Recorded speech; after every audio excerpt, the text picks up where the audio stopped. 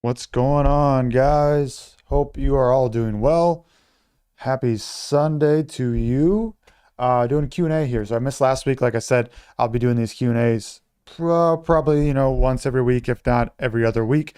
So we actually have two backlogs of Q&As here going through that. So if I missed you one week, don't worry. I'll get to the week after. Digging into my screen, make sure you guys can see that. Yep. Okay, we're live. Good to go. Let's just dig into it today. So Q&A. Going to Tina here. So let me scroll that up. Hey, Cameron, have lots of questions for you. This time, when it comes to finding and creating a product, would it be better to create a logo and slap it on the product itself, or can it be on the packaging instead? It can be on both. So whatever is easier depends on the product. But yes, it can be on the packaging instead of the product. Two, when it comes to creating a logo, branding, and packaging, at which step should I start? Excuse me, for a logo designer, like beginning of talking to a supplier or after they're done making my products. I do it right after I place my order. So I place my 30% down order, and then I'll get my package designed so I can get that to the manufacturer as soon as possible. Should I start branding after my first product or wait until I test out and find the proper product? I like to at least set myself up for a brand, pick a decent name, something you can brand out later, something that you can use and like to use later. So I like to do that right away, just to kind of set myself up. But you don't have to worry about it. Like, you don't need to get like the best packaging. You don't need to have like a brand language right away and things like that, like a brand tone. Also, when it comes to doing product research, how do you know when it's too long and how do you get out analysis paralysis? When you have like 5 or 6 options, you might just want to pick one, right? So if you have like multiple options that you think are really good, you just need to pick one. Also, guys, do not fall for the scam. I'll never ask you to reach out to me. So if you ever see this WhatsApp baloney with my number here, they're doing this so YouTube can't see them. So they do this so that YouTube doesn't know these are real numbers. And that way they can get away with this. So if you see this stuff, I'll never ask you to message me. So don't fall for that scam. Don't be fooled by that. That's just people scamming people, of course, always. Claudia here. Okay, so if we move this bad boy up, actually, this is move my face. Go up here. We got Claudia. So what is your launch strategy for someone with zero experience who is about to launch their first product? Thank you. Depends on the product. Again, don't fall for this. PPC, you need to try PPC, but it's not the be all end all because it might not work for your first product. It might not work when you have 0 reviews. So what I would do personally is make a launch plan, right? So maybe watch a few videos. I think I have a few videos on this as well. What's your skill set? Do you have history in Facebook ads? Do you have a Instagram, like organic? Do you like YouTube? Can you use that? Do you know anything about Pinterest? So you need to find like 2 or 3 things where you can drive traffic. But first, if you just need to start, PPC is a good one. You can use friends and family to get some reviews. Again, use it at your own risk there. It's a gray area for sure. But yeah, this is a subject and a half. But yeah, try with PPC, get in the Vine program if you're trademarked for sure, get some first reviews, get your friends and family to buy your product, get real feedback, right, for it to make improvements, things like that. And then if you have any other strategies, anything else when it comes to driving traffic, I would throw that in there as well. If not, start learning about it because you'll need it. Steve, hey Cam, welcome back. Have you checked out Amazon Marketplace product guidance, new product tool? I'm wondering if the data is better than Helium 10. By the way, get Evan a new computer. Steve, Evan, I don't know what kind of computer he has, but tell him to get on it himself. He knows what computer he needs. Um, and that's not part of the AWA package quite yet. So once we get to that level, I'll get him a new computer. But Amazon Marketplace product guidance new tool. I think I know what you're talking about, but I'm going to look it up anyways. Paste. Pretty sure Amazon's recommending tools. Yeah. Market pardon guides. I mean, I just don't trust Amazon to give us real things. They're just going to do whatever they think is best, and it's automated by software.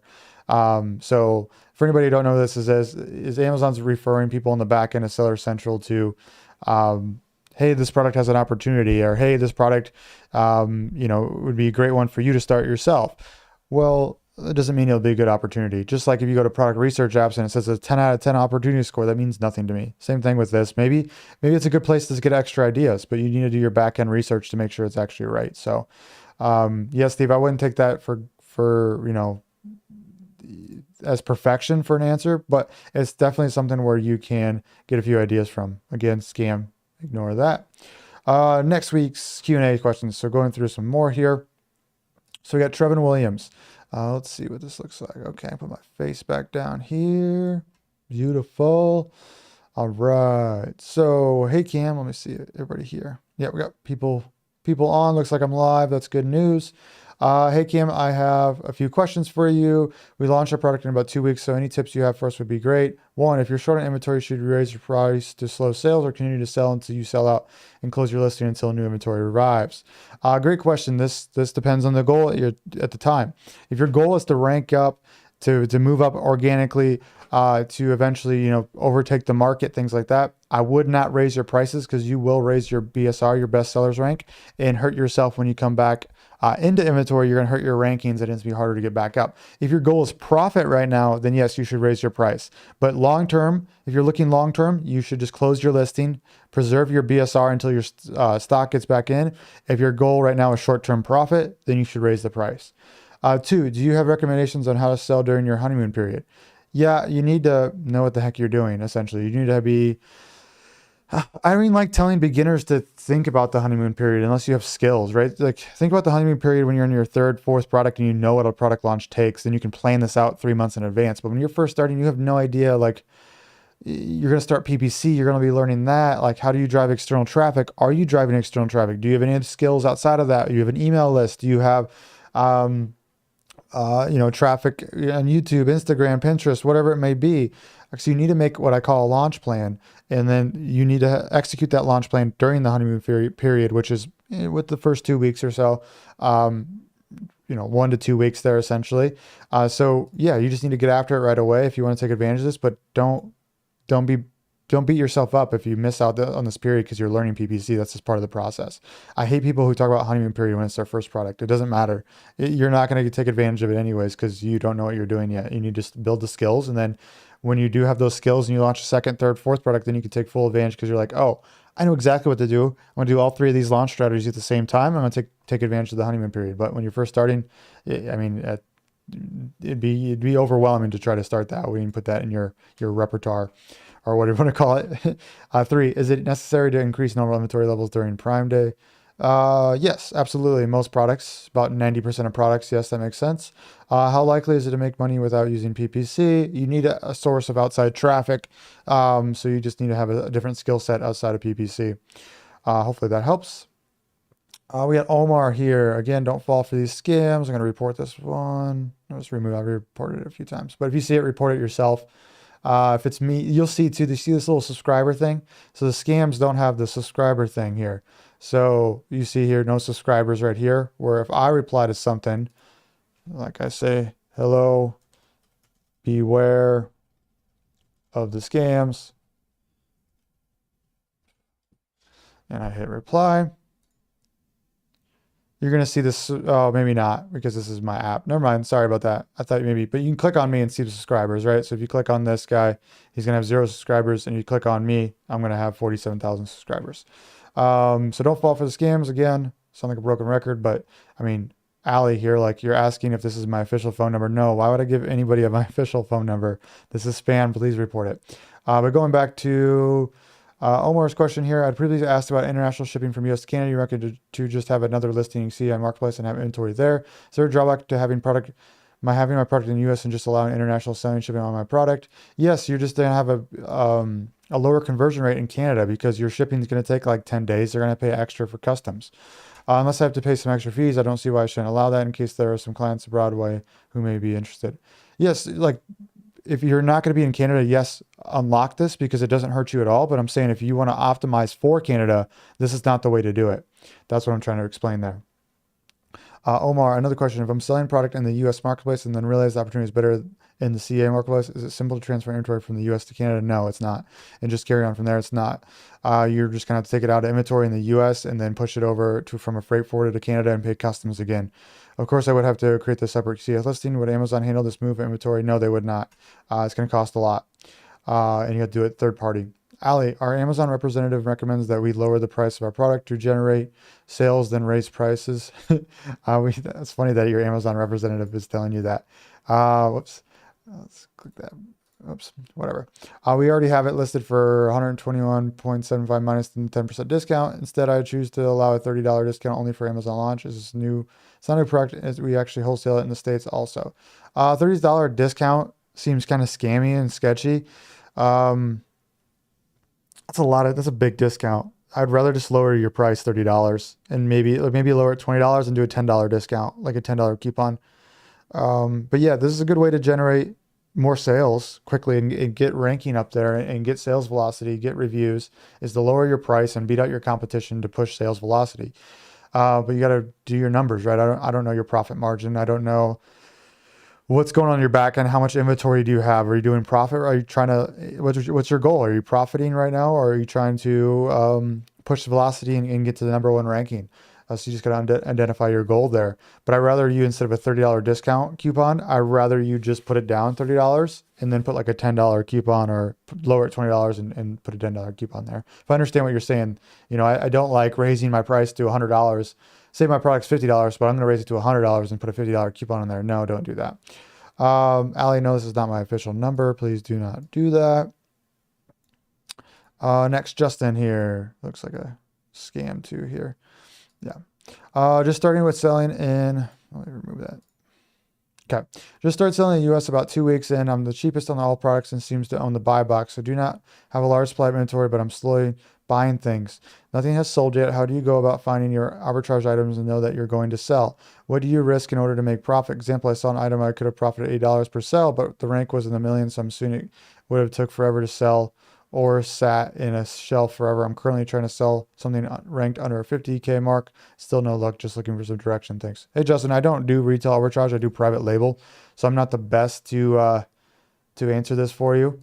I will say that you're thinking about the right things when it comes to this. Like,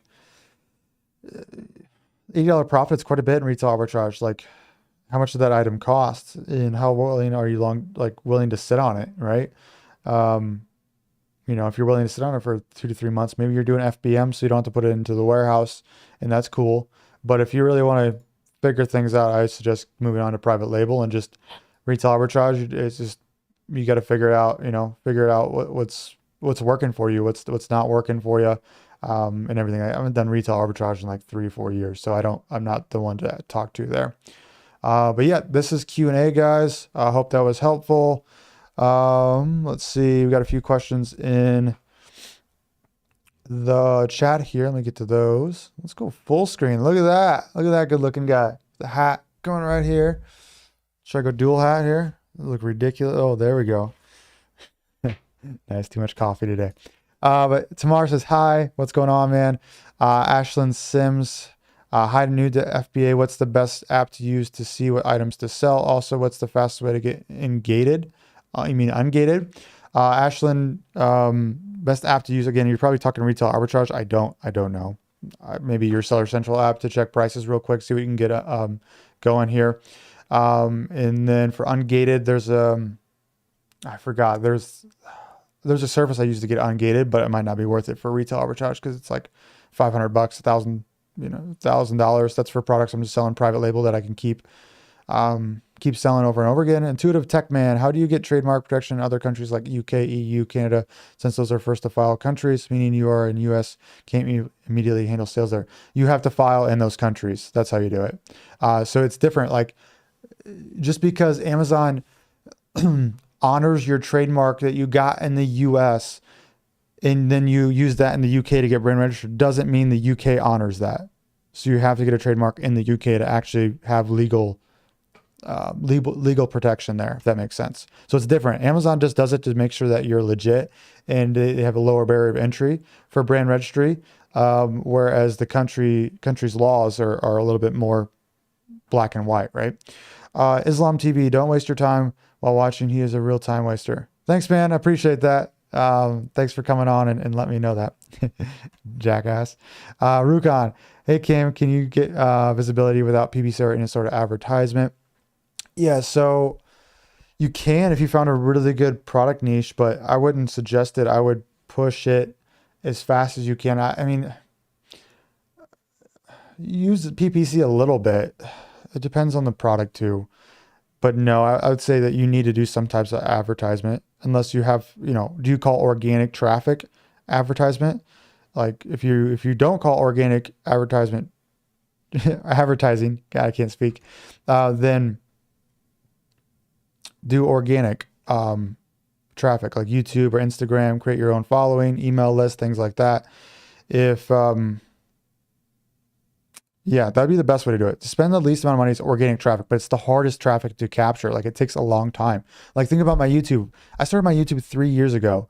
Okay, just think of it like if say you want to start a YouTube for your brand. I started this thing 3 years ago, and it took me a year to get like more than 12 views on a video.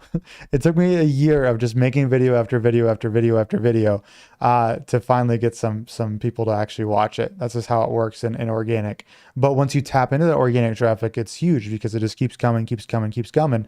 And I'm not paying a single dollar to meet new people essentially, right? But just instead of using me as an example, like think about your brand, right? And kind of switch that out. Instagram. So you're really good at Instagram. I suck at Instagram. I hate Instagram. Maybe you're really good at that and you can become the face of your brand. That'd be huge. But otherwise, yeah, we're kind of past the point now that it's really hard just to get organic sales out of the gate, that you need some type of launch plan, whether that's, from paid traffic or organic traffic. Syed, hey bro, can I have number? No, you cannot. Chai Boozer Norbert, is it a good idea to start FBA with a single product or variation product? I mean, single product and then you can have variations later, or, I mean, that doesn't really make sense. I would do ideally single product is what you want, but if you have a hat, like you can't just offer it in black. You probably need the two most popular colors, so it really depends. Said, bro, I have a problem with my account. I can't verify my account. Please help me, please. Appealwizards.com, Syed, that'd be the best way to do it. Dev, how much is your course? I don't offer a course. I offer like hands-on mentorship. So I have like a group of 100 people, Dev, and we hop on a phone call. We make sure that'd be a good fit, and the price of that program is $5,000. So that's for the lifetime of the program. You hop in, you get access to me. We can chat one-on-one. We have this, everything like that. So it's not really it's not like a course. It's more of a mentorship program. It's small, 100 people. So you actually get hands-on help. That's why it's a lot of time with me. That's why the price is what it is. And, keep it small as well. That way I can actually help you out. Spencer, do you send inventory straight from manufacturer to Amazon's warehouses? I do. So I just make sure I get an inspection done, Spencer. And that way, like I can see the reports from the inspection service of like the products. They'll drop it from ladders. They'll make sure that it's not breaking. They'll scan the barcodes. They'll do any tests that you need to do to make sure your product's like legit. Like they'll take like a certain percentage off the line and test those for you, give you back a report, send you videos, send you photos. And that way you can see if there's anything wrong with your product before you send it in. That way you don't have to touch it, right? So if the report comes back good, then okay, you just have your freight forwarder send it right to Amazon's warehouse. Craigslist, nice. Any guide about OA? No, not really. I haven't done that in years either. Dev, are there Zoom meetings and stuff? Yes, Dev, there are Zoom meetings. So we do actually 2:30 today Central. We have my Zoom meeting. So it'll be a group call. Usually about 5 to 10 people hop on and we just talk strategy, talk shop for about an hour to two. And then during the week we have live trainings and subjects. So today's call will be about just anything we want to talk about, Q&A, talking shop, things like that, where the weekday calls are about, whether it's about product launching, product research, suppliers, it's geared to some subject. That way we can teach you interactively of what's going on as well. Pinarello writer, thanks for spending time with us, Cam. Do you happen to have any videos on creating listing variations, quantity, color, size? I do. So if you just type in Cameron James FBA creating listing variations, it should pop up for you there. It's about a year old. I know they change it so often, so frequently, but it should get you through the gist of it, of how I do it and everything like that. Omar, do you offer individual one-on-one consultations? You offer if someone wants to pick your brain every once in a while. I do not, just for the fact of I rather work in the mentorship group and spend my time in there. We're one-on-one. Just not, the value isn't there for everybody because it's Amazon, right? So it's going to take our first 30 minutes just understanding where you're at in this process and really getting to know you, getting to know your products, getting to know where you're at in the business, what your goals are, to actually let me like give you real life advice. That's why I like the mentorship program, because it's like I can learn about you like every step of the process. Like we're talking, I understand where you're at, so I can give you like, okay, here's your next 3 steps based on you, not just generic 3 steps, but based on what you've done so far, what you're doing, what you want to do. Here's the next 3 steps. And one-on-one call, I just don't feel like I can give enough value, because it's like, okay, you did X, Y, and Z. Okay, if we don't meet for another month, or say you don't want to pay me again for one-on-one, like I can't really provide you value, and I just feel bad. Denise, to everything going on with the world freight is so expensive. I'm a beginner and want to launch my first, but it's cost so much just to ship it from China. Small product for 3K shipping. Yes, it's annoying. China is kind of a mess right now. I'm messing around with some other resources to get freight forwarding and manufacturing done in other countries, which I think it's just become easier and easier and easier as China has these issues. And it's not, some cities are doing fine in China from what I've seen, and some are not. Like Shanghai right now is a mess. So you really just have to see what's going on there. But I have heard that freight's coming down. Freight is coming down. Everything looks good there. Intuitive Tech Man, do you talk about Walmart Marketplace, and is it a fresh competitor to Amazon model? Yes and no. So my model is focus on Amazon first. It's the biggest by far, by 95%. It's the biggest. So once we get established, once we get cash flow going, once we start buying 10,000 units for our Amazon store, 10,000 units is arbitrary, right? It's just a number. It could be, depending on your price point, could be whatever, 5,000 units, 10,000 units, 15,000 units. Then it becomes really easy to like just add in a couple thousand units and send over to Walmart and really push out. But it's better, just think of it this way, right? If you start, say you want to make social media and you start on Twitter, Instagram, YouTube, what else out there? LinkedIn. You start on all these platforms to get your brand name out there, your personal brand, whatever it may be. Well, if you divide all that time up, you're just going to be sucky in all of them. So you just focus on one where 90% of the results are. That's Amazon, because they dominate. And then once you start getting a cash flow back from there, then it's easily just to sparse out to everywhere else, right? And that's why it's like we usually, I recommend starting in the USA marketplace for Amazon too, because of that same reason. It's like, okay, so we start with 1,000 units. It's not worth putting 300 units in the UK, 300 units in Australia, then 300 units in the US. No, let's throw it all in to the US and double down, so we get the most results there, get cash flow back. Then when we're spending or buying 10,000 units, it's easier to put 500 in Canada, 500 in UK, 500 in Australia, then 500 in Walmart, and then still 10,000 units or around 10,000 units are going to the US, because that's your cash cow. That's the best way I see how to do it. Obviously, it's item by item, person by person, goal by goal. But yeah, so that's kind of where I'm at on Walmart. It's somewhere when we get established. It's definitely somewhere we should be, though. Absolutely. They have a lot of money. They have great logistics around the US. That's why they're so big, is because, and that's why they give such great prices at their, stores, is because of the logistics they have, their trucking and everything like that. Next, I'm selling on Amazon, doing 1 million rev. Nice, man. That's awesome. But don't have a proper website. Do you think that it will make or break my application with Walmart? I don't know. I got kind of the in with Walmart because of some people I knew, so I really didn't have to go through that full process. I just got like, hey, here's your connection. Want to be on Walmart? And they said yes. So I'm not sure. I think a website would really help, though. And it's easy to make. Shopify, make your website real quick. Takes maybe a couple days. You can do it yourself for $40 a month, or you can hire someone, which I don't even think you need. Spencer, what would you say is a good starting budget for first inventory order? How many units? Obviously depends on the product, but rough estimate. $5,000 for your first product, just over the whole span. Samples to your first order, when 30% down, to getting your inspection, to ordering your full amount. About 5,000 is good. Obviously the units will depend on what the price point is, how much it costs, everything like that. But I got to go, guys. I appreciate it. Hopefully this was helpful. Let me know in the comments down below if this was helpful, and we'll see you next week.